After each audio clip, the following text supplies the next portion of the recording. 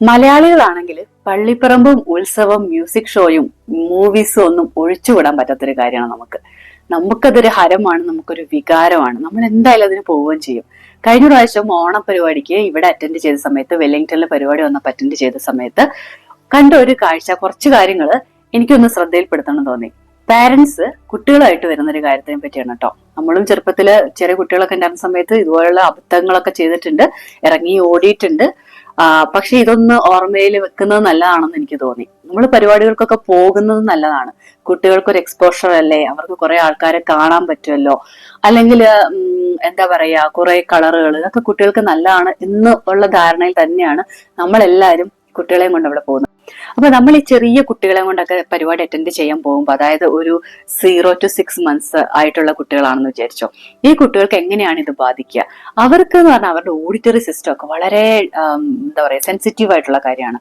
അവർക്ക് എല്ലാ സൗണ്ടുകളെയൊന്നും, അല്ലെങ്കിൽ അവർക്ക് എന്താ വേർഡിൽ നടക്കുന്നതെന്ന് അറിയില്ല.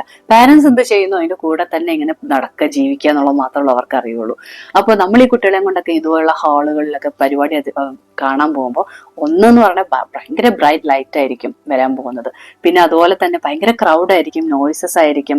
ഇനി പാട്ടൊക്കെ തുടങ്ങി കഴിയുമ്പോഴേക്കും ഒരുമാതിരി വല്ലാത്ത സിറ്റുവേഷൻ ആയിരിക്കും. 95 ഡെസിബിൾസിൽ കൂടുതലായിരിക്കും അവരുടെ പ്രോഗ്രാംസ്. കുട്ടികൾക്ക് 85 ഡെസിബിൾസ് പോലും ശരിക്കും പറഞ്ഞിട്ടുണ്ടെങ്കിൽ ആ ഒരു ഏജിൽ അവർക്ക് താങ്ങാൻ പറ്റില്ല.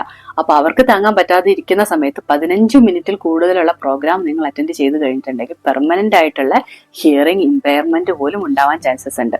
അതുപോലെ തന്നെ അവർക്ക് പിന്നീട് ത്രൂ ഔട്ട് ദെയർ ലൈഫിൽ ഒരു നോയ്സസിനോടൊക്കെ വല്ലാതെ സെൻസിറ്റീവ് ആവുക, അവരുടെ ചെവിയിൽ എപ്പോഴും ഒരു ബസ്സിങ് ആയിട്ടുള്ള ഒരു ബുദ്ധിമുട്ടുകൾ അനുഭവിക്കുക, സ്പീച്ച് ഡിലേ ഉണ്ടാവുക, ബിഹേവിയറൽ ഇഷ്യൂസ് ഉണ്ടാവുക, അങ്ങനെ പലതരത്തിലുള്ള ലെയേഴ്സ് ആയിട്ടുള്ള ഓരോരോ ഇഷ്യൂസ് ഇങ്ങനെ വന്നുകൊണ്ടേയിരിക്കും. നമ്മളൊന്ന് ചെറിയതായിട്ടൊന്ന് ടേക്ക് കെയർ ചെയ്ത് കഴിഞ്ഞിട്ടുണ്ടെങ്കിൽ, നമുക്കിങ്ങനെ പരിപാടിക്കൊക്കെ അറ്റൻഡ് ചെയ്തേ പറ്റുള്ളൂ ഉറപ്പാണ് എന്നുണ്ടെങ്കിൽ, അവർക്ക് ഹെഡ്സെറ്റ് പോലുള്ള സാധനങ്ങൾ വാങ്ങിച്ചു കൊടുക്കുക. ഹെഡ്സെറ്റ് പോലും അതായത് ഒരു 20 to 30 ഡെസിബിൾസ് വരെയാണ് കുറയ്ക്കാൻ പറ്റുള്ളൂ. ഈ ചെറിയ കുട്ടികൾക്ക് അതും പറ്റില്ല എന്നാണ് സ്റ്റഡീസ് പറയുന്നത്. നിങ്ങളുടെ വീട്ടിൽ ഇതുപോലെ ചെറിയ കുട്ടികളൊക്കെ ഉണ്ടെങ്കിൽ നെക്സ്റ്റ് ടൈം ഒരു പരിപാടിക്കൊക്കെ പോകുമ്പോൾ എന്തൊക്കെ പ്രിക്കോഷൻസ് ആണ് നിങ്ങൾ എടുക്കേണ്ടതെന്നൊന്ന് നോക്കുക.